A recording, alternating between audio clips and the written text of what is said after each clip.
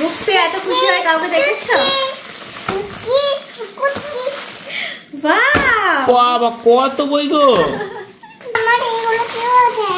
কেউ দেয় না, অসল বুকস তোমাকে দিয়েছে, দেখো। ওয়াও, কেমন লাগলো বলো এতগুলো সারপ্রাইজ? দারুণ লেগেছে।